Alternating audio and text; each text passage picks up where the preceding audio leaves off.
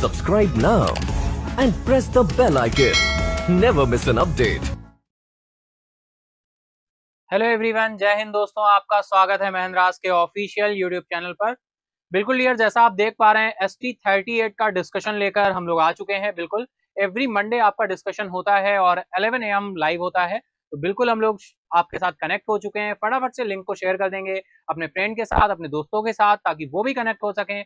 और ST38 जो offline ST आप लोगों ने ब्रांच में दी है, उसका हम लोग एनालिसिस कर सकें, ऑब्जर्व कर सकें, क्या एसटी में क्वेश्चन रहे, क्या उनके आंसर होने वाले हैं और किस तरह से हम क्वेश्चंस को कनेक्ट करके और भी चीजों को सीख सकते हैं। ठीक है, तो चलिए शुरू करते हैं अपने डिस्कशन को। चलते हैं अपने फर्स्ट क्वेश्चन पर। जो फर्स्ट क्वेश्चन हम लोगों का जनरल अवेयरनेस का रहता है वो क्वेश्चन नंबर 76 रहता है। तो ये रहा आपका एसटी का फर्स्ट क्वेश्चन इस बार का 38 का।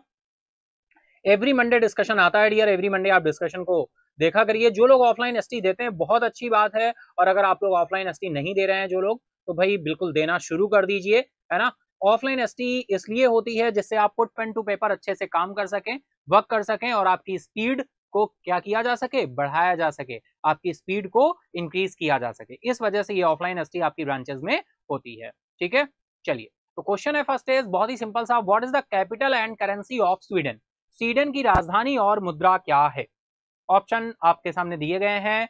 Burn franc, Stockholm krona, Brussels euro, Madrid euro, Berlin euro.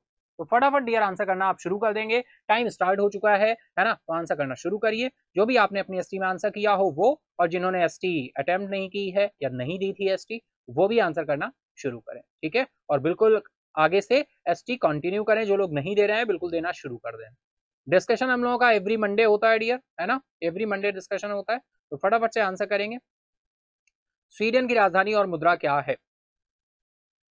तो डियर चलते हैं आंसर की तरफ, देखते हैं राइट आंसर क्या होने वाला है यहाँ पर। इसी के साथ होता है आपका टाइम अप और हम चलते हैं आंसर की तरफ। तो राइट आंसर यहाँ पर निकल कर आएगा स्टॉकहोम क्रोना। ठीक है डियर, स्वीडन की राजधानी की बात करें तो स्टॉकहोम क्रोना हो जाएगी। ठीक है, स्वीडन। और अगर हम बर्न फ्रैंक की बात करें तो भाई ये किसकी है? ब्रुसेल्स, मैड्रिड, बर्लिन, है ना। मैड्रिड बात करें स्पेन, ब्रुसेल्स बेल्जियम, बर्लिन। बताइए फटाफट से कमेंट बॉक्स में, आप लोग आंसर करते जाएंगे। बर्न और फ्रैंक ये कौन सी कंट्री, यहां पर दोनों जगह कौन सी कंट्रीज आएंगी? स्वीडन तो पूछा गया था, तो ये हमारा राइट आंसर हो गया, ऑप्शन सेकंड राइट हो जाएगा। बेल्जियम ब्रुसेल्स हो गया, है ना। स्पेन मैड्रिड हो गया, यूरो हो गई करेंसी, बर्लिन, है ना। तो यही आपका क्या ऑप्शन में दिया हुआ है। एक्सप्लेनेशन भी same as well as. Sweden की राजधानी स्टॉकहोम है। स्वीडन में इस्तेमाल की जाने वाली मुद्रा स्वीडिश क्रोना, जिसे संक्षिप्त रूप से SEK या स्वीडिश क्रोना कहा जाता है डियर। इसके साथ ही हम बात करें, नोबेल प्राइज अनाउंसमेंट होना शुरू हो चुके हैं। तो नोबेल प्राइज जो दिए जाते हैं वो किस सिटी में दिए जाते हैं डियर? तो वो स्टॉकहोम में ही दिए जाते हैं। नॉर्वे की राजधानी ओस्लो में पीस का नोबेल प्राइज दिया जाता है। इसके अलावा जितने भी नोबेल प्राइजेस हैं वो कहां पर? स्टॉकहोम में ही दिए जाते हैं, स्टॉकहोम में ही दिए जाते हैं। और जो धनराशि मिलती है वो भी कोरोना में ही मिलती है। ठीक है, आई होप बिल्कुल इतना पॉइंट आप समझ पा रहे होंगे, है ना। चलिए इसी के साथ हम लोग चलते हैं नेक्स्ट क्वेश्चन की तरफ। Next question is where is Panama river located? भाई Pampa river, sorry, where is Pampa river located? Pampa नदी कहां स्थित है भाई? महाराष्ट्र, गुजरात, केरला, उत्तराखंड या फिर अरुणाचल प्रदेश? फटाफट आंसर करेंगे, टाइम स्टार्ट हो चुका है आप सभी का। पंपा नदी कहां स्थित है? महाराष्ट्र, गुजरात, केरला, उत्तराखंड या फिर अरुणाचल प्रदेश? तो ये चलेंगे आंसर की तरफ, फटाफट से आप सभी आंसर करते चलेंगे। पंपा रिवर की बात हो रही है, तो टाइम होता है, अब चलेंगे आंसर की तरफ। राइट आंसर आपका हो जाएगा केरला। ठीक है डियर, केरला में आपका पंपा रिवर आएगी, तो ऑप्शन आपका राइट हो जाएगा केरला। ठीक है, केरला आपका राइट हो जाएगा। महाराष्ट्र की बात करें तो डियर आप सभी जानते हैं मुंबई कैपिटल है। गुजरात की बात करें तो आपका गांधीनगर, केरला। उत्तराखंड की बात करें तो देहरादून,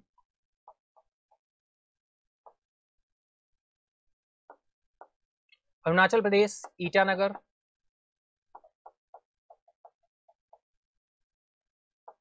और केरला जो है इसका कैपिटल आप बताइए फटाफट से, केरला की कैपिटल क्या होगी। ठीक है, चल राइट आंसर हमारा केरला हो गया। ठीक है डियर, अब पंपा नदी की बात हो रही थी, पंपा नदी के नाम से भी जानी जाती है ना, पेरियार रिवर भी बोलते हैं। पेरियार टाइगर रिजर्व भाई कहाँ है, ये भी केरला में है, ध्यान रखिएगा, पेरियार टाइगर रिजर्व।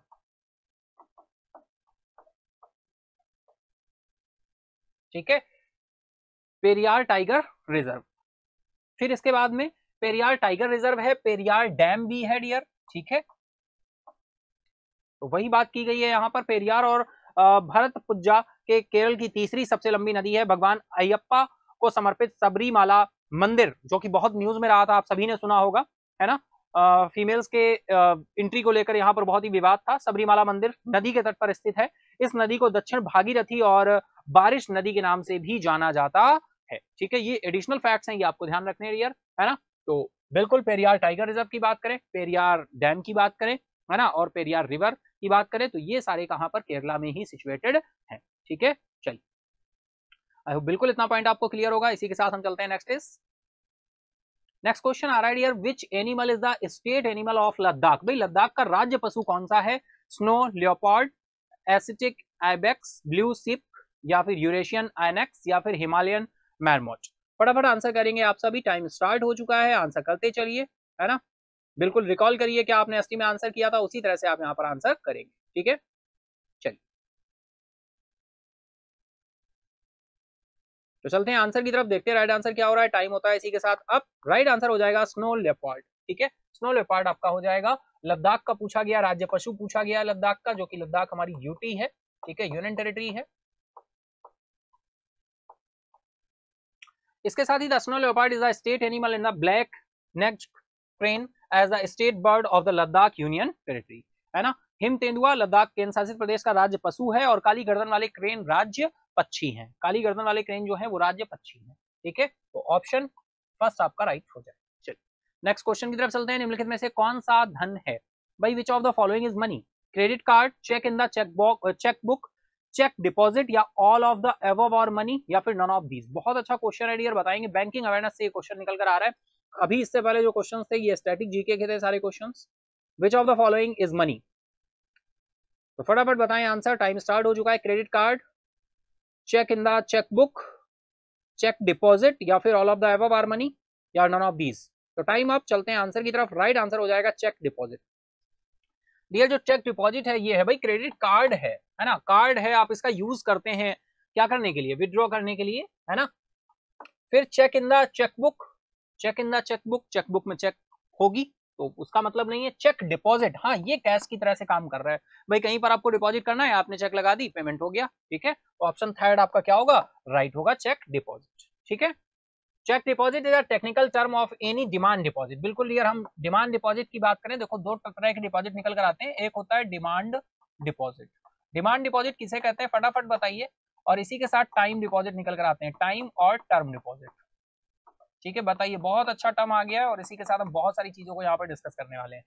ठीक है, बहुत ही चीजों को डिस्कस करने वाले हैं। डिमांड डिपॉजिट कौन होते हैं भाई, कासा, और टाइम और टर्म डिपॉजिट कौन होते हैं, Rafa.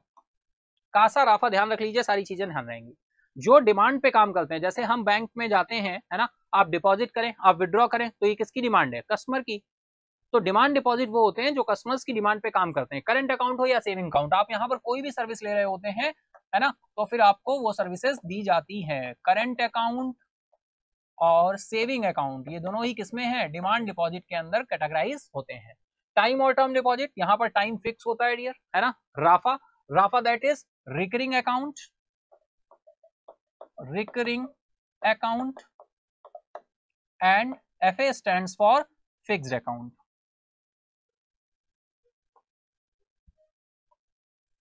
FA stands for fixed account। ठीक है, तो ये पॉइंट इतना ध्यान रखिएगा। अच्छा एक और बताइए क्वेश्चन फटाफट से, भाई जो डिमांड डिपॉजिट है इस पर कौन सा इंटरेस्ट रेट हमें मिलता है, डिमांड डिपॉजिट जो है इस पर हमें कौन सा इंटरेस्ट रेट मिलता है, फटाफट से बताएंगे। अब आप बोलेंगे सर कौन सा इंटरेस्ट की बात कर रहे हैं आप, तो भाई इंटरेस्ट रेट आपका फ्लोटिंग इंटरेस्ट रेट या फिर फिक्स इंटरेस्ट रेट। तो अगर हम बात करें डिमांड डिपॉजिट पे हमें कौन सा इंटरेस्ट रेट मिलता है, floating interest rate, floating interest rate. और टाइम और टर्म डिपॉजिट पे हमें कौन सा इंटरेस्ट रेट मिलता है dear? Fixed interest, fixed interest rate. ठीक है, तो टाइम और टर्म डिपॉजिट में टाइम फिक्स होता है ना। आप रिकरिंग अकाउंट ओपन करने जाएंगे तो ओपन करते टाइम अकाउंट आपसे पूछा जाएगा भाई कितने टाइम के लिए अकाउंट ओपन कर रहे हैं, है ना, 6 मंथ के लिए, 12 मंथ्स के लिए, 18 मंथ्स के लिए। अगर आप फिक्स अकाउंट ओपन कर रहे हैं या रिकरिंग अकाउंट ओपन कर रहे हैं, रिकरिंग और फिक्स में डिफरेंस क्या है? रिकरिंग अकाउंट में आप इंस्टॉलमेंट में डिपॉजिट करते हैं और फिक्स अकाउंट में आप वन टाइम पेमेंट करते हैं। ठीक है, अगर हम बात करें डियर टाइम और टर्म डिपॉजिट के थ्रू मिनिमम आप कितने दिन के लिए अकाउंट ओपन कर सकते हैं डियर? ओनली ऑन 7 डेज के लिए, मैक्सिमम 10 ईयर्स के लिए, 10 ईयर्स।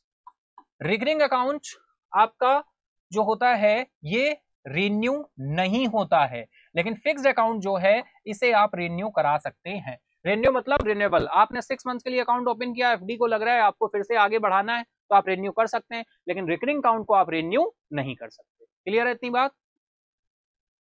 बिल्कुल क्लियर। यहाँ पे एक्सप्लेनेशन भी ठीक उसी तरह से दिया हुआ है भाई।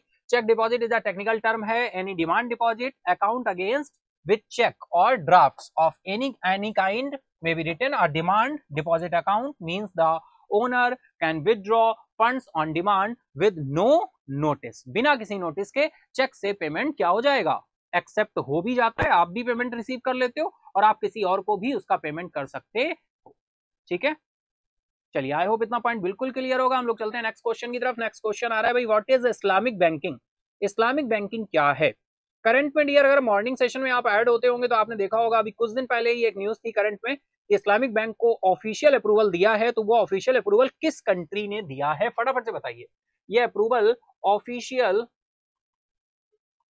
ऑफिशियल अप्रूवल अभी हाल ही में किस कंट्री के द्वारा दिया गया है इस्लामिक बैंक को? इन विच कंट्री? फटाफट से बताएंगे आप कमेंट बॉक्स में।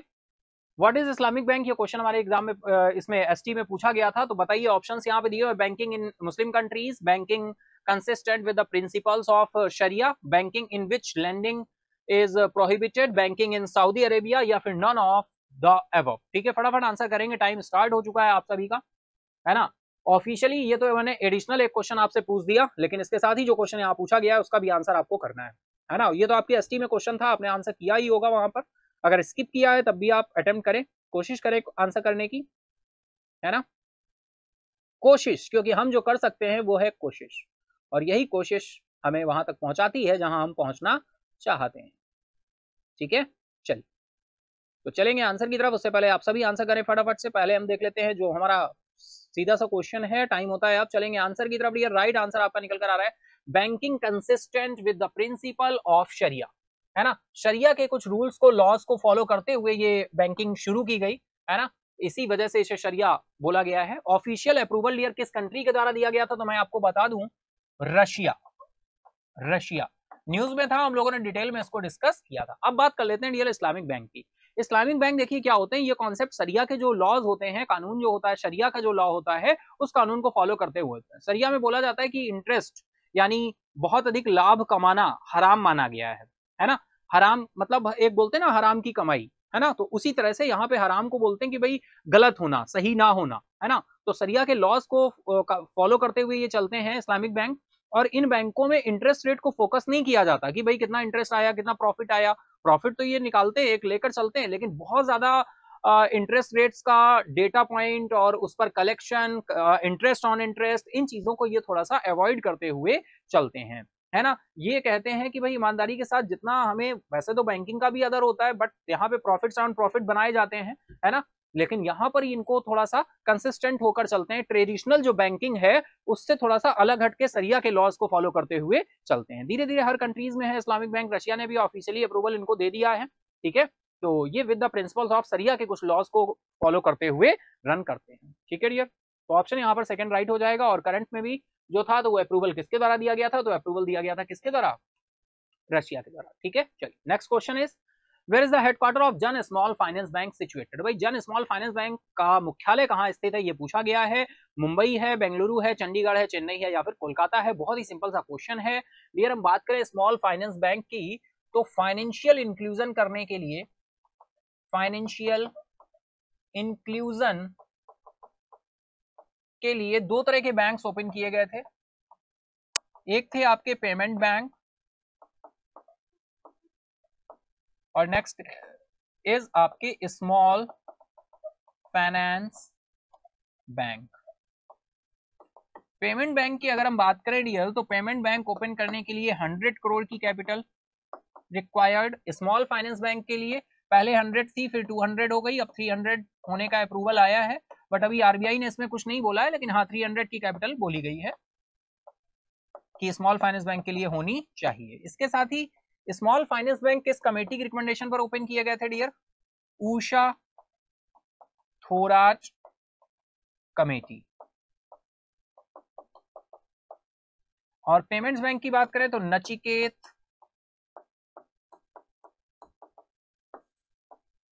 मोर कमेटी की रिकमेंडेशन पर ओपन किए गए थे। Nachiket Mor committee, Usha Thorat committee. Payments bank dear loan provide नहीं करते हैं। Small finance bank loan provide करते हैं। यहां पर बात करें डियर तो पेमेंट्स बैंक जो है ये कासा तो एक्सेप्ट करते हैं, लेकिन राफा एक्सेप्ट नहीं करते। और ये बैंक्स कासा एंड राफा दोनों ही एक्सेप्ट करते हैं। ठीक है, दोनों ही एक्सेप्ट करते हैं। पेमेंट बैंक प्रेजेंट टाइम कितने वर्किंग में है? तो payment bank dear total active है, एक्टिव 6 पेमेंट बैंक है, लेकिन शेड्यूल्ड कितने हैं? 5।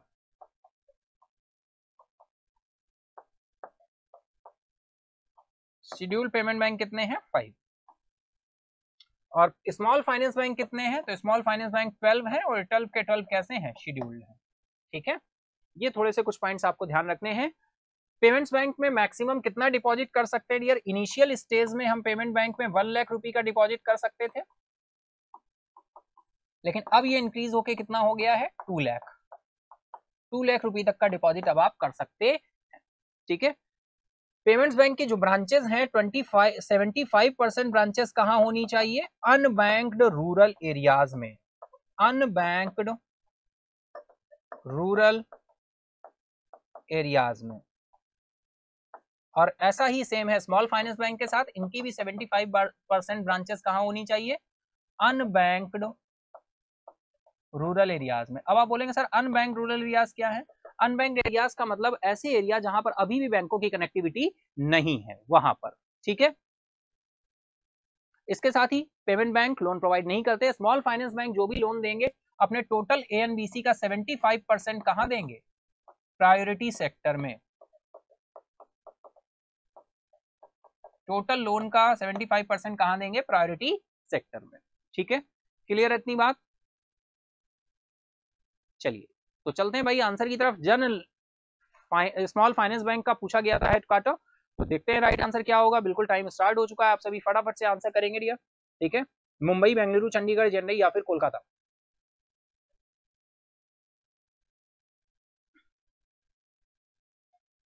चलते हैं आंसर की तरफ, देखते हैं राइट आंसर क्या हो रहा है। टाइम होता है अब। राइट आंसर हो जाएगा आपका बेंगलुरु। ऑप्शन सेकंड आपका क्या हो जाएगा? राइट हो जाएगा। बेंगलुरु में जन स्मॉल फाइनेंस बैंक का क्या है? आपका हेडक्वार्टर।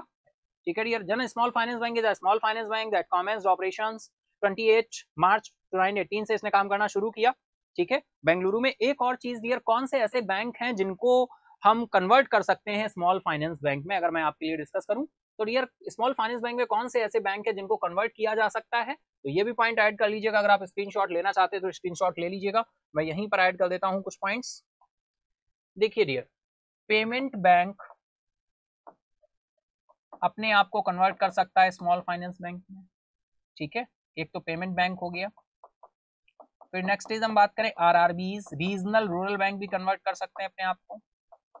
इसके बाद में हम बात करें आपका माइक्रो फाइनेंशियल इंस्टीट्यूशंस भी कन्वर्ट कर सकते हैं अपने आप को। फिर हम बात करें डियर कोऑपरेटिव बैंक भी कन्वर्ट कर सकते हैं। कोऑपरेटिव बैंक भी अपने आप को कन्वर्ट कर सकते हैं स्मॉल फाइनेंस बैंक में। फिर हम बात करें एनबीएफसीज भी कन्वर्ट कर सकते हैं अपने आप को स्मॉल फाइनेंस बैंक में। तो ये सभी अपने आप को किस में कन्वर्ट कर सकते हैं? स्मॉल फाइनेंस बैंक में। ठीक है, हाँ एक और कोई लोकल एरिया बैंक भी कन्वर्ट कर सकता है अपने आप को स्मॉल फाइनेंस बैंक में। आई होप इतने पॉइंट आपको क्लियर होंगे। ठीक है, payment bank RRBs, micro financial institution, cooperative bank, NBFCs या लोकल एरिया। ठीक है, एफडीआई लिमिट कितनी है भाई, एक और लास्ट पॉइंट, पेमेंट बैंक में एफडीआई लिमिट कितनी, पेमेंट बैंक में एफडीआई कितना आ सकता है। जैसे डियर प्राइवेट सेक्टर में एफडीआई लिमिट है, प्राइवेट सेक्टर बैंक में एफडीआई लिमिट कितनी है 74%, वैसे ही पेमेंट्स बैंक और स्मॉल फाइनेंस बैंक में भी एफडीआई की लिमिट है।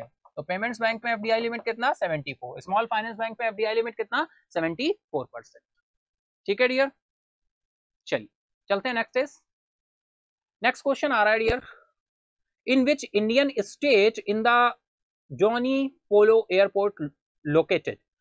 जॉनी पोलो हवाई अड्डा किस भारतीय राज्य में स्थित है भाई, असम, अरुणाचल प्रदेश, मेघालय, मणिपुर, नागालैंड। बहुत अच्छा क्वेश्चन है, जॉनी पोलो हवाई अड्डा किस भारतीय राज्य में स्थित है, फटाफट से आप सभी आंसर करेंगे डियर। हम बात कर ले आसाम की, तो आसाम की कैपिटल हो जाएगी आपकी दिसपुर, अरुणाचल प्रदेश ईटानगर, मेघालय शिलोंग, मणिपुर, नागालैंड कोहिमा। और नागालैंड के कोहिमा में भी हाल ही में अप्रॉक्स 1.5 मंथ हो चुका है, नया सब ऑफिस ओपन हुआ है, किसका, आरबीआई का। ठीक है, ध्यान रखना है किस नंबर का सब ऑफिस है, 12 नंबर का। ठीक है, किस नंबर का है, 12 नंबर का।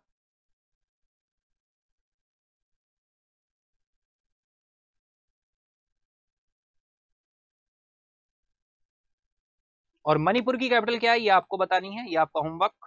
ठीक है, चलिए फटाफट से बताइए, डोइनी पोलो हवाई अड्डा पूछा गया किस भारतीय राज्य में स्थित है, तो फटाफट आंसर करेंगे, टाइम स्टार्ट हो गया, मैंने टाइम स्टार्ट कर दिया आप सभी के लिए, फटाफट बताइए, चलेंगे आंसर की तरफ, है ना। सब उससे पहले आपको आंसर करना है आपने एसटी में अपने क्या आंसर किया था, और अगर आपने एसटी में अटेम्प्ट किया था तो, और जो लोग एसटी भैया नहीं दे रहे हो कंटिन्यू एसटी देना शुरू करो। सक्सेस का मेन जो है, अगर कोई आपसे पूछे कि सक्सेस कैसे मिलेगी किसी भी कॉम्पिटेटिव एग्जाम में, तो बिल्कुल राज है उसका एसटी देना और उसका एनालिसिस करना। जैसे डॉक्टर रिकमेंड करता है क्या, an apple in a day, है ना, डॉक्टर्स रिकमेंड करते हैं, वैसे ही an ST in a day, एक एसटी तो डेली आपको देनी ही देनी है, और उसका एनालिसिस भी करना है, ऑब्जर्व भी करना है।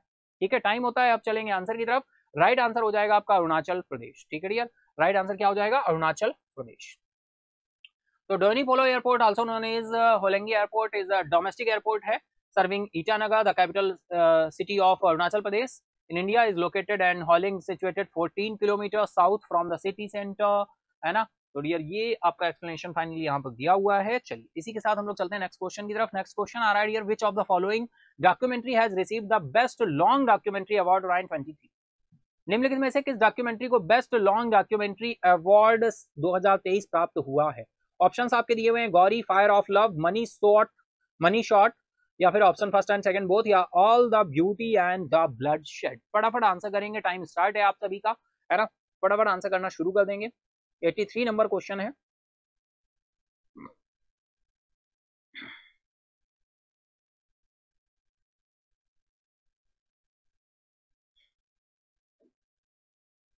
चलेंगे आंसर की तरफ, देखते हैं राइट आंसर क्या हो रहा है, टाइम होता है अब, चलेंगे राइट आंसर की तरफ। राइट आंसर आपका हो जाएगा गौरी।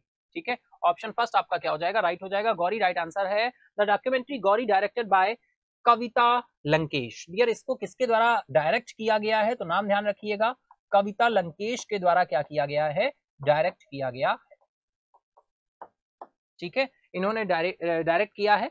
गौरी को मॉन्ट्रियल के दक्षिण एशिया फिल्म महोत्सव 2023 में बेस्ट लॉन्ग डॉक्यूमेंट्री अवार्ड मिला है। ठीक है, बेस्ट लॉन्ग डॉक्यूमेंट्री अवार्ड 2023 मिला है किसको, गौरी। ठीक है, बिल्कुल आपको ये पॉइंट ध्यान रखना है, और अच्छा क्वेश्चन है। चलिए चलते हैं नेक्स्ट क्वेश्चन की तरफ। नेक्स्ट क्वेश्चन आ रहा है here, who among the following has won Laureus sportsman of the year 2023? निम्नलिखित में से किसे ने Laureus sportsman of the year 2023 जीता है? लियोनेल मेसी, कैलन मैपे, विराट कोहली, एंडी मुरे, या फिर टॉमी पॉल? फटाफट आंसर करेंगे, टाइम स्टार्ट है आपका। Laureus sportsman of the year award पूछा गया है 2023 का। ठीक है, तो डियर टाइम होता है, आप चलेंगे आंसर की तरफ। राइट आंसर हो जाएगा लियोनेल मेसी। लियोनेल मेसी को भाई कौन नहीं जानता, लियोनेल मेसी राइट आंसर हो जाएगा, है ना, लीजेंड है ना। हम बात करें लियोनेल मेसी जिन्होंने अपने कप्तान के रूप में अर्जेंटीना को 2022 विश्व कप में जीत दिलाई, पेरिस में आयोजित एक समारोह में Laureus sportsman of the year पुरस्कार से सम्मानित किया गया है। किसको? लियोनेल मेसी को। नेक्स्ट क्वेश्चन आ रहा है, Phulpati is a famous festival of. भाई फूलपाती किसका प्रसिद्ध त्योहार है? म्यांमार का, बांग्लादेश का, श्रीलंका का, या नेपाल का, या भूटान का? बहुत अच्छा क्वेश्चन है, फटाफट आप सभी आंसर करेंगे, है ना। उससे पहले हम देख लें ये सारे हमारे पड़ोसी देश हैं क्या भाई? हाँ भाई पड़ोसी तो लग ही रहे हैं। म्यांमार बिल्कुल पड़ोसी है हमारा। म्यांमार की कैपिटल क्या हो जाएगी डियर? नायपीटो। ठीक है, नायपीटो ये इसकी कैपिटल है। बांग्लादेश की बात करें तो ढाका। श्रीलंका की बात करें श्री जयवर्धनापुरे कोट्टे।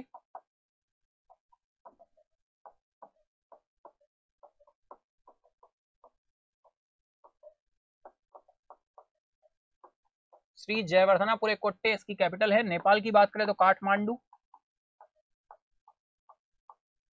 और भूटान की बात करें तो थिम्पू। इसके साथ ही हम बात करें म्यांमार डियर हमारा बिल्कुल पड़ोसी देश है। भारत के कितने राज्यों के साथ सीमा टच करता है? बताओ भाई फटाफट। 4 राज्यों के साथ सीमा टच करता है। कैसे याद करोगे? कोड वर्ड क्या है? ANM square. ANM square, ANM that is Arunachal Pradesh, Nagaland, Meghalaya और मिजोरम, मिज्जोमनी। बांग्लादेश को कैसे याद करोगे? कितने स्टेट्स है? नंबर ऑफ स्टेट्स 5 स्टेट्स हैं डियर। कैसे याद करोगे? WMATM। W for West Bengal, M for Meghalaya, A for Assam, T for Tripura, M for Mizoram. Sri Lanka Mannar की खाड़ी से अलग होता है। मन्नार की खाड़ी है, gulf of Mannar, sea border हमारे साथ शेयर करता है। नेपाल की बात करें तो नेपाल का कोड वर्ड आता है dear U square BSW। U square पिता पुत्र मिलकर, U स्क्वायर पिता पुत्र है यूपी और उत्तराखंड, ये दोनों मिलकर कहाँ गए? नेपाल। और नेपाल से जाकर इन्होंने BMW का लोकल वर्जन BSW परचेज किया। B for Bihar, S for Sikkim, W for West Bengal और U फॉर उत्तर प्रदेश और उत्तराखंड। थिम्पू भूटान की बात करें, भूटान भारत के कितने राज्यों के साथ सीमा टच करता है? 4 स्टेट्स के साथ। नेपाल 5 स्टेट्स के साथ। श्रीलंका भाई गल्फ ऑफ मन्नार यानी सी बॉर्डर शेयर करता है। Sea border, sea border. बात हुई भूटान की, भूटान 5 क्या कोड वर्ड है? WA square S। W for West Bengal, A for Assam, A for Arunachal Pradesh, S for Sikkim. ठीक है, तो ये सारे हमारे पड़ोसी देश दिए हुए हैं। फूलपाती किसका प्रसिद्ध त्योहार है? तो चलो फटाफट से देखते हैं आंसर क्या होने वाला है। फटाफट आप सभी करिए।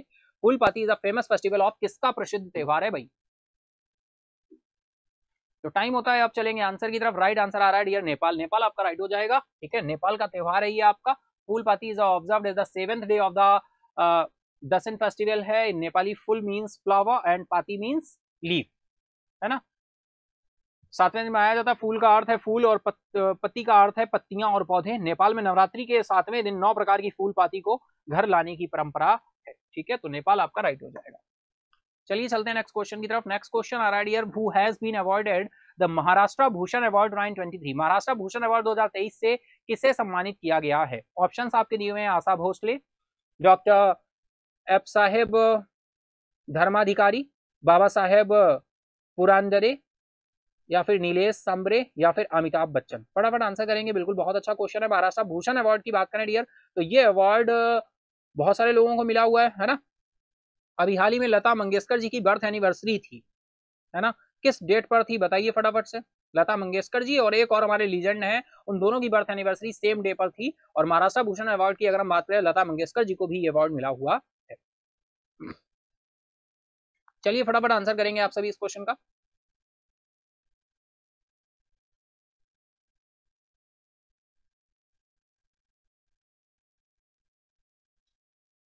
चलते हैं आंसर की तरफ, देखते हैं राइट आंसर क्या होने वाला है। तो इसी के साथ टाइम होता है, अब चलेंगे डियर राइट आंसर। तो राइट आंसर आपका हो जाएगा doctor Appa Saheb Dharmadhikari. The union home minister and cooperative minister है श्री अमित शाह प्रेजेंटेड। इन्होंने महाराष्ट्र भूषण अवार्ड दिया ऑफ द ईयर 2022 का डॉक्टर अप्पा साहेब धर्माधिकारी को इन रायगढ़ महाराष्ट्र। ठीक है, ये रायगढ़ महाराष्ट्र से बिलोंग कर रहे हैं, है ना। प्रदान किया गया इनको केंद्रीय गृह मंत्री और सहकारिता मंत्री अमित शाह ने। महाराष्ट्र के रायगढ़ में डॉक्टर अप्पा साहेब धर्माधिकारी को वर्ष 2022 के लिए महाराष्ट्र भूषण पुरस्कार से सम्मानित किया है। ठीक है,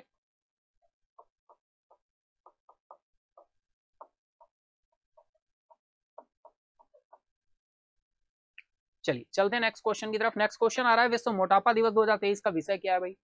what is the theme of the world obesity day 2023, है ना। डायरेक्टली थीम्स दी हुई हैं, आपको पहचानना है थीम क्या होने वाली है। तो बिल्कुल फटाफट बताइए, टाइम स्टार्ट हो चुका है आप सभी का। थीम आपके सामने सारी दी हुई है।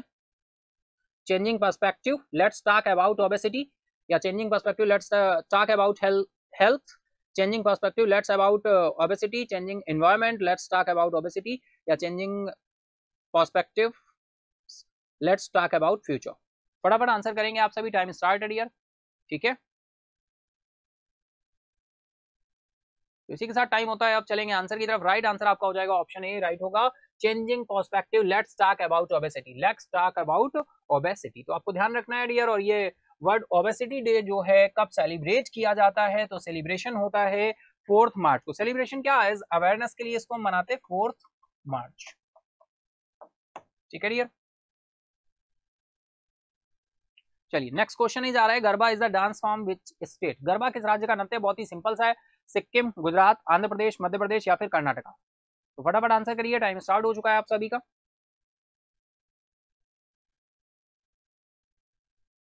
ठीक है, चलिए तो तब तक हम लोग देखें, अगर सिक्किम की बात करें तो गैंगटोक,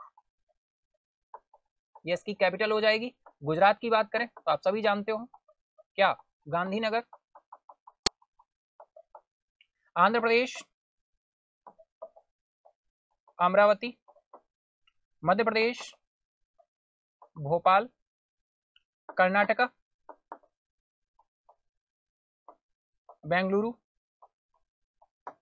चलिए चलते हैं आंसर की तरफ। तो भाई गरबा किस राज्य का नृत्य है, तो बहुत ही सिंपल सा क्वेश्चन है। राइट आंसर आपका क्या हो जाएगा, गुजरात। ऑप्शन सेकंड आपका राइट हो जाएगा। इट्स अ वेरी सिंपल, बहुत ही सिंपल सा क्वेश्चन है, आप सभी को पता है। संस्कृत शब्द गर्भ से लिया गया है। कई पारंपरिक गरबा केंद्रीय रूप से जलाए गए दीपक या देवी शक्ति तस्वीर या मूर्ति के आसपास ही किए जाते हैं।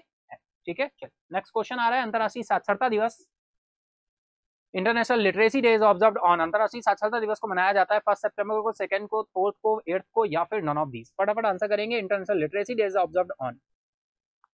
टाइम स्टार्ट हो चुका है, फटाफट से आप आंसर करना शुरू कर देंगे डियर।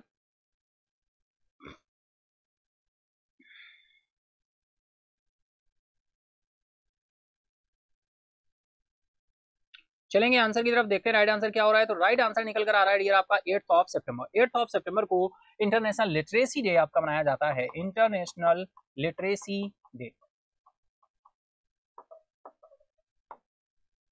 ऑप्शन आपका फोर्थ राइट हो जाएगा। ठीक है, next question, where is the headquarter of L&T company, L&T Larsen and Toubro.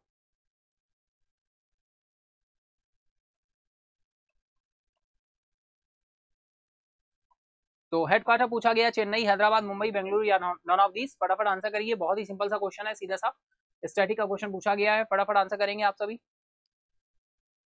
Time start है आपका। चलेंगे आंसर की तरफ, देखते हैं राइट आंसर क्या हो रहा है। तो राइट आंसर आपका निकल कर आ रहा है यहाँ पर Mumbai. Option B, option third आपका क्या हो जाएगा, राइट हो जाएगा, मुंबई आपका राइट आंसर हो जाएगा। लार्सन एंड टुब्रो का मुख्यालय मुंबई महाराष्ट्र भारत में स्थित है। L&T एक बहुराष्ट्रीय समूह कंपनी है जिसकी इंजीनियरिंग, निर्माण, विनिर्माण, सूचना प्रौद्योगिकी और वित्तीय सेवाओं जैसे विभिन्न क्षेत्रों में उपस्थिति है। ऑप्शन थर्ड आपका राइट होगा। चलिए next question is, what is the full form of RFID, RFID का पूर्ण रूप क्या है? Radio frequency identification, Russian fund investment directory, rural fund for investment directly, radio frequency interchange development, Russian fast investment directly. फटाफट answer करेंगे dear आप सभी, time start हो गया आपका।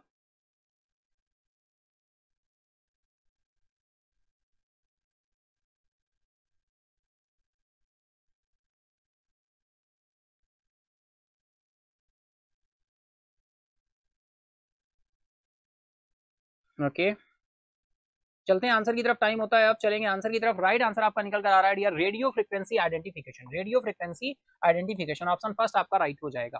ठीक है, नेक्स्ट क्वेश्चन आ रहा है, which of the following is not a capital market security, निम्नलिखित में से कौन पूंजी बाजार सुरक्षा नहीं है? ठीक है, options derivative, futures, T bills या none of these. Capital market security नहीं है, ये पूछा गया डियर। तो यहाँ पे कौन सा होगा जो कैपिटल मार्केट में नहीं आएगा? फटाफट आंसर करें, टाइम स्टार्ट हो चुका है।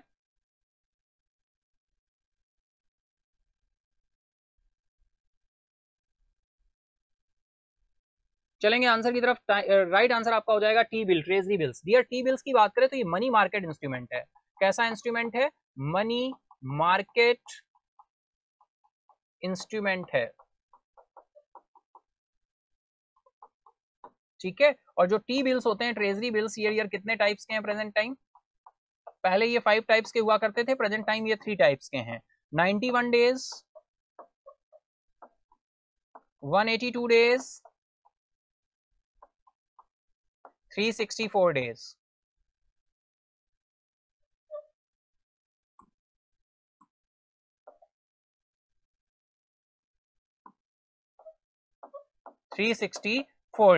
ठीक है, तो ये 3 टाइप्स के होते हैं ट्रेजरी बिल।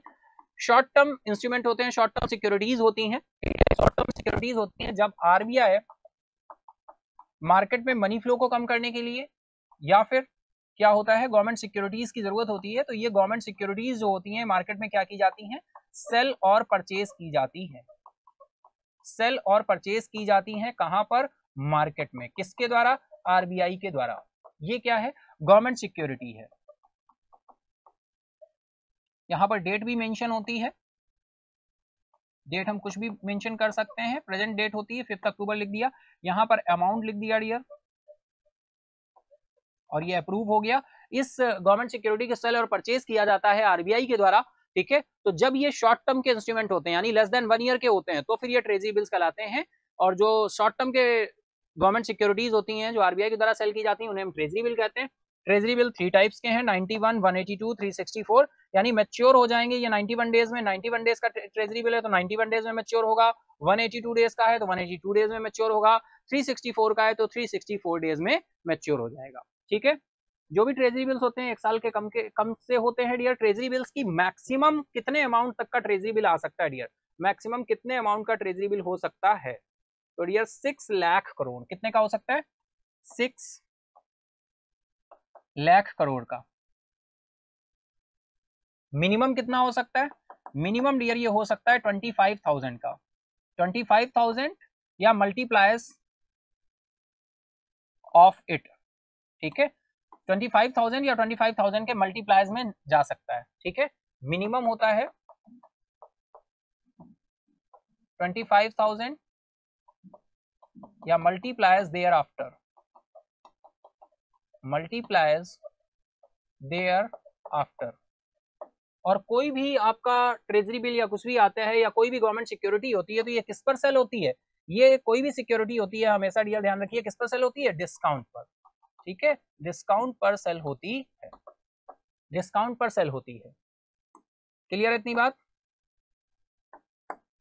तो ये मनी मार्केट इंस्ट्रूमेंट है। और मनी मार्केट की बात करें तो मनी मार्केट को रेगुलेट कौन करता है, मनी मार्केट को रेगुलेट कौन करता है, फटाफट से बताएंगे, बहुत ही सिंपल सा क्वेश्चन है। Regulated by RBI. और कैपिटल मार्केट को रेगुलेट कौन करता है, सेबी। कैपिटल मार्केट का रेगुलेटर कौन है,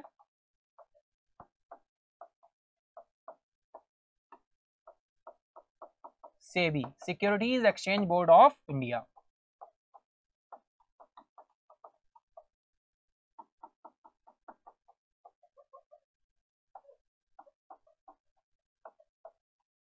और सेबी एक्ट कब आया था डियर, 1992 में। सेबी एक्ट कब आया था, 1992 में।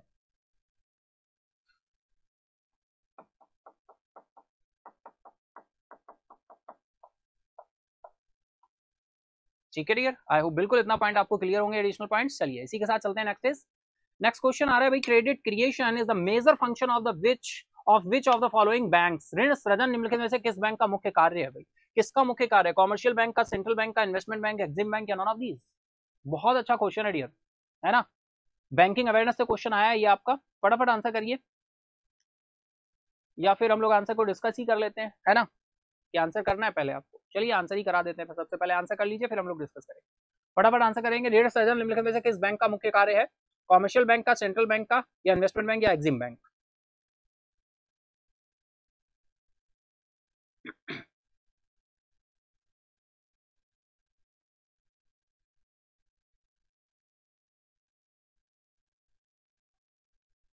चलते हैं आंसर की तरफ, देखते हैं राइट आंसर क्या हो रहा है। राइट आंसर ये निकल कर आएगा कॉमर्शियल बैंक, बिल्कुल ऑप्शन फर्स्ट आपका राइट हो जाएगा। कॉमर्शियल बैंक में ऋण सृजन करना, क्रेडिट क्रिएशन बैंक किसके लिए काम करते हैं, प्रॉफिट के लिए। और प्रॉफिट कहां से आएगा, जब वो लोन देंगे, और लोन देने का मतलब क्या है, credit creation. Credit creation is the major function of the commercial bank. साख सृजन वाणिज्यिक बैंकों का प्रमुख कार्य है भाई। क्रेडिट जब लोन देंगे टाइम से, है ना, बैंकों जो कस्टमर्स हैं उनके से क्या करेंगे, उनके बारोइंग्स देंगे, उनको लोन देंगे या फिर उनके डिपॉजिट एक्सेप्ट करेंगे और उस पर क्या करेंगे, उस पर उनको सिक्योरिटी देंगे, तभी इसके बाद क्रेडिट क्रिएशन जो होगा वहीं से आपका ऋण सृजन जो है, यही बैंक का क्या है, मुख्य कार्य है। किसका, लेकिन कॉमर्शियल बैंक का। कॉमर्शियल बैंक दैट इज जो हमारे आपके बैंक हैं, यानी हमारे आपके लिए जो काम करते हैं उनकी बात कर रहे हैं हम, है ना, उनकी बात कर रहे हैं कॉमर्शियल बैंक की। अब कॉमर्शियल बैंक भाई कैसे क्या पॉइंट्स निकल कर आएंगे, चलो अगर हम देखें सेंट्रल बैंक में कौन आ जाएगा, सेंट्रल बैंक मतलब आरबीआई हो गया, रिजर्व बैंक ऑफ इंडिया हो गया, ठीक है। इन्वेस्टमेंट बैंक कोई अलग से निकल कर नहीं आते, यही सारे बैंक जो कॉमर्शियल बैंक होते हैं वही हमारे लिए काम करते हैं।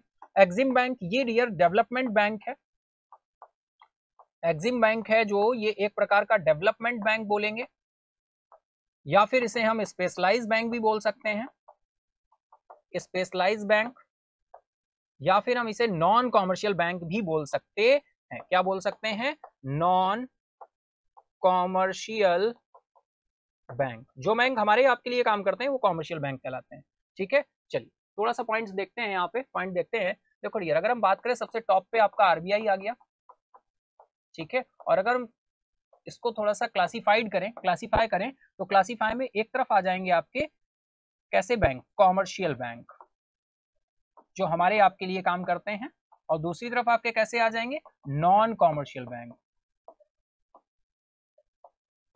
और इन्हीं नॉन कॉमर्शियल बैंक को हम डेवलपमेंट बैंक भी बोल देते हैं, स्पेशलाइज बैंक भी बोल देते हैं। अब कॉमर्शियल बैंक में डियर दो पार्ट में डिवाइड होगा, एक आएगा पब्लिक सेक्टर बैंक,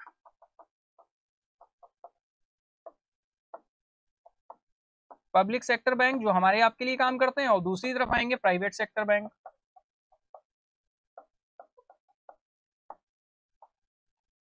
जो जहां पर मैक्सिमम शेयर किसका है, किसी प्राइवेट अंडरटेकिंग का है, वो private sector bank. Public sector bank जहां पर मैक्सिमम शेयर किसका है, गवर्नमेंट ऑफ इंडिया का है, ठीक है। अब पब्लिक सेक्टर बैंक में बहुत सारे बैंक आ जाएंगे, जैसे public sector bank present time कितने हैं भाई, 12 है public sector bank, 11 nationalise bank और एक एसबीआई, ये सारे पब्लिक सेक्टर बैंक हो गए। कॉमर्शियल बैंक ये भी कॉमर्शियल बैंक की कैटेगरी में पब्लिक सेक्टर बैंक। अब प्राइवेट सेक्टर बैंक, तो प्राइवेट सेक्टर बैंक में डियर देखो इंडियन प्राइवेट बैंक आ जाएंगे, फिर फॉरेन प्राइवेट बैंक आ जाएंगे, फिर पेमेंट बैंक भी प्राइवेट बैंक होते हैं, लेकिन ये लोन प्रोवाइड नहीं करते हैं, फिर स्मॉल फाइनेंस बैंक आ जाएंगे, फिर आरआरबीज तो यहीं पर रहेंगे, है ना, ये इंडियन प्राइवेट बैंक हो गए, फॉरेन प्राइवेट बैंक हो गए, पेमेंट बैंक हो गए, स्मॉल फाइनेंस बैंक हो गए, ठीक है। तो ये सारे कैसे प्राइवेट बैंक हो गए, प्राइवेट सेक्टर बैंक हो गए। पब्लिक सेक्टर बैंक जहां पर मैक्सिमम शेयर किसका, गवर्नमेंट ऑफ इंडिया, लेकिन सारे के सारे ये कैसे हैं, कॉमर्शियल, क्योंकि हमारे आपके लिए काम करते हैं, हम यहाँ जाकर डिपॉजिट कर सकते हैं, लोन ले सकते हैं, सारी सर्विसेज ले सकते हैं। तो जहां पर जनरल पब्लिक क्या कर सकती है, ट्रांजेक्शन कर सकती है, सर्विसेज ले सकती है, it is called commercial bank. और वही बैंक क्या करेंगे, ऋण सृजन करेंगे। तभी ऑप्शन आपका राइट है कौन सा, ऑप्शन फर्स्ट, ठीक है। इन्वेस्टमेंट बैंक कोई अलग से नहीं आते, यही सारे बैंक इन्वेस्टमेंट बैंक होते हैं जो हमें आपको सर्विस देने के लिए काम करते हैं, ठीक है। चलिए तो आई होप आप समझ पाए होंगे, राइट आंसर आपका ऑप्शन फर्स्ट हो जाएगा। चलिए चलते हैं नेक्स्ट क्वेश्चन की तरफ। नेक्स्ट क्वेश्चन आ रहा है dear, which of the following ministry has signed MoU with ICMR to promote and collaborate on integrative health research. भाई निम्नलिखित में से किस मंत्रालय ने एकीकृत स्वास्थ्य अनुसंधान को बढ़ावा देने और सहयोग करने के लिए आईसीएमआर के साथ समझौते ज्ञापन पर हस्ताक्षर किए हैं? मिनिस्ट्री ऑफ कल्चर है, ministry of Ayush, ministry of chemical and fertiliser, ministry of health and family welfare है, या ministry of food processing industry. फटाफट आंसर करेंगे आप सभी, टाइम स्टार्ट हो चुका है आप सभी का।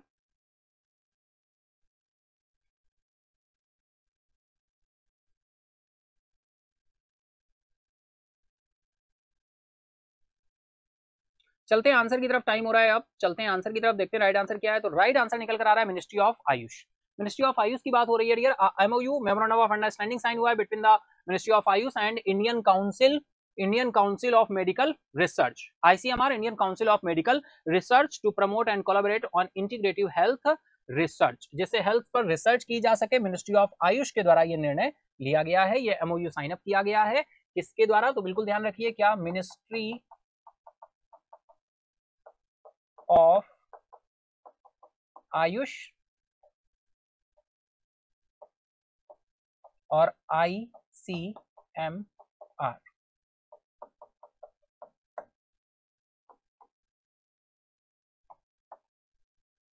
ठीक है, चलिए चलते हैं नेक्स्ट क्वेश्चन की तरफ। What is the theme of the world book and copyright day 2023? भाई विश्व पुस्तक और कॉपीराइट दिवस 2023 का विषय क्या रहा है? यहाँ पर पूछा गया है reading it's my right, indigenous languages, read so you never feel low, books are our best friend, guides and philosophers, books have the unique ability both the entertain and to teach. फटाफट answer करेंगे, time start है आप सभी का। ठीक है, विश्व पुस्तक और कॉपीराइट दिवस का विषय क्या रहा है? फटाफट आप सभी आंसर करेंगे, बताएंगे। ठीक है,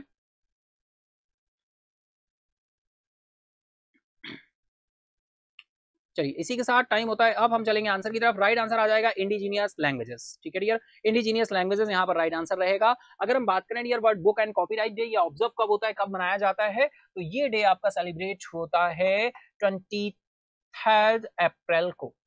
ठीक है, 23 अप्रैल को। ठीक है, every year to promote reading books particularly among the younger generation. The theme क्या है वर्ल्ड बुक डे की? इंडिजीनियस लैंग्वेजेस, जो कि यहां पर आंसर है ऑप्शन सेकंड आपका राइट हो जाएगा। ठीक है, चलिए next question is which of the following organisations launch the anti doping helpline 1800119919। भाई निम्नलिखित में से किस संगठन ने एंटी डोपिंग हेल्पलाइन 1800 और ये जारी की है, लॉन्च की है? आयुष मिनिस्ट्री या मिनिस्ट्री ऑफ एजुकेशन ने, या फिर ministry of social justice and empowerment, या फिर नाडा, या ministry of health and family welfare? बहुत ही सिंपल सा क्वेश्चन है, फटाफट आंसर करेंगे, टाइम स्टार्ट है आप सभी का। तो डियर किसके द्वारा इसको क्या किया गया, लॉन्च किया गया? Anti doping helpline.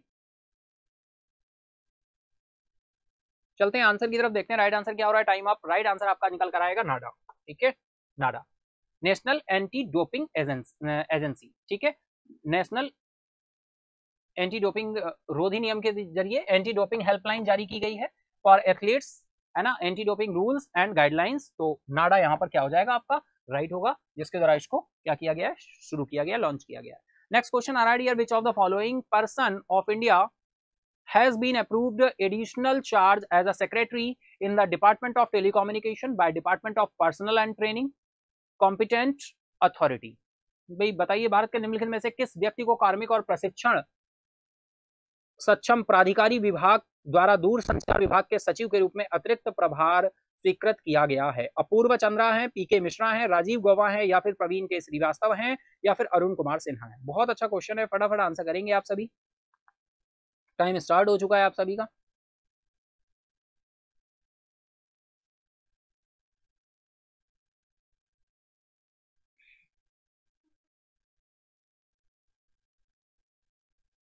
चलते हैं आंसर की तरफ, देखते हैं राइट आंसर क्या हो रहा है डियर। Time up. चलते हैं राइट आंसर की तरफ। राइट आंसर आ रहा है अपूर्व चंद्रा, ऑप्शन फर्स्ट आपका राइट हो जाएगा, अपूर्व चंद्रा राइट आंसर होगा according to the department of personnel and. भाई इसकी अगर हम बात करें तो इसको हम शॉर्ट में लिख सकते हैं DOPT। ठीक है, department of personnel and training competent authority के द्वारा अप्रूव किया गया है। एडिशनल चार्ज दिया गया है सेक्रेटरी को डिपार्टमेंट ऑफ टेलीकम्युनिकेशन टू अपूर्व चंद्रा। तो राइट आंसर आपका अपूर्व चंद्रा हो जाएंगे, इनको अपॉइंट किया गया है यहाँ पर। ठीक है डियर, चलिए नेक्स्ट क्वेश्चन आ रहा है, recently Indian diaspora has been honoured in which country for exemplary support and service? हाल ही में भारतीय प्रवासियों को अनुकरणीय समर्थन और सेवा के लिए किस देश में सम्मानित किया गया? Saudi Arabia, United Arab Emirates, United kingdom, United states of America, या फिर नन ऑफ दीज? बिल्कुल कंट्रीज की बात हो रही है यार, फटाफट आंसर करेंगे आप सभी, टाइम स्टार्ट हो चुका है आप सभी का। इंडियन डायस्पोरा की बात हो रही है, हैज बीन ऑनर्ड, है ना, किस कंट्री के द्वारा किया गया है? तो फटाफट हम लोग चलेंगे आंसर की तरफ।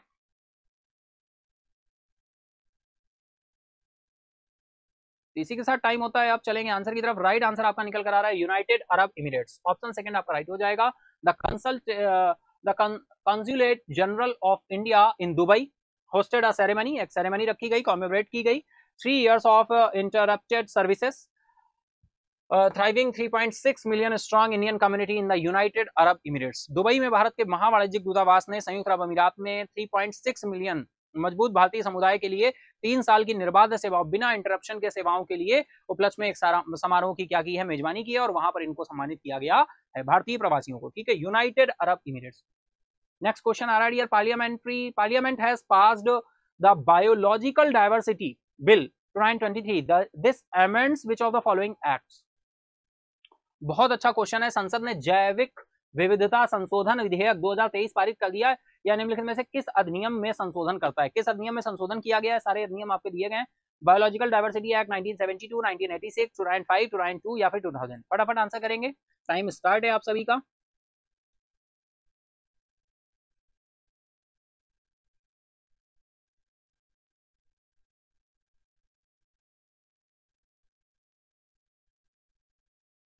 तो ये चलिए चलते हैं आंसर की तरफ, देखते हैं राइट आंसर क्या होने वाला है ना। फटाफट से आप सभी आंसर कर दीजिएगा, इसके बाद हम लोग चलने वाले हैं।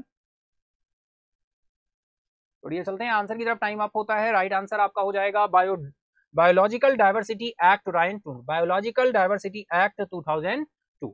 तो संसद ने जैविक विविधता संशोधन विधेयक 2023 में पारित किया है ना, जिसमें स्थानीय लोगों के साथ जैव विविधता वाणिज्यिक लाभों को साझा करने के लिए प्रावधान शामिल है। जैव विविधता अपराधों को भी अपराध से मुक्त किया गया है।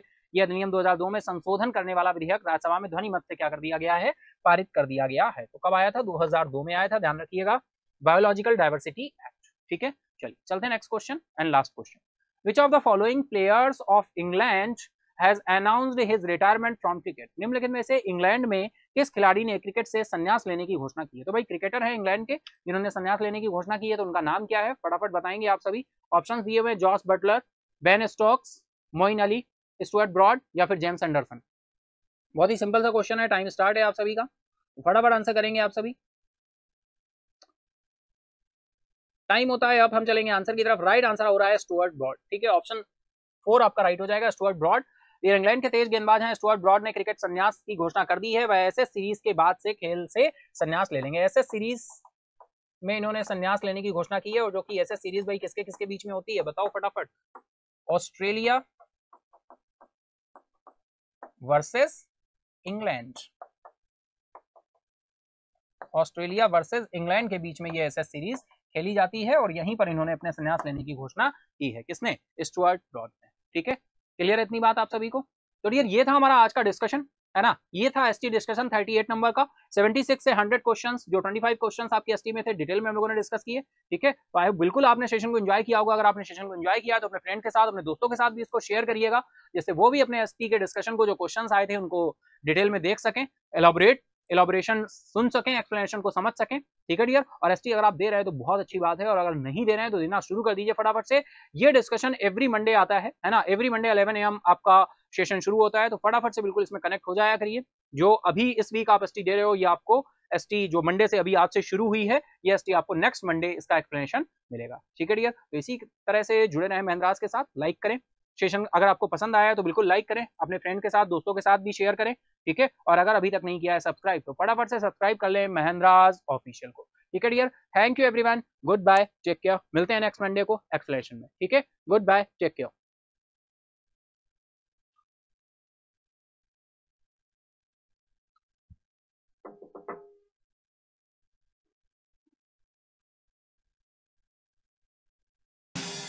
Subscribe now and press the bell icon. Never miss an update.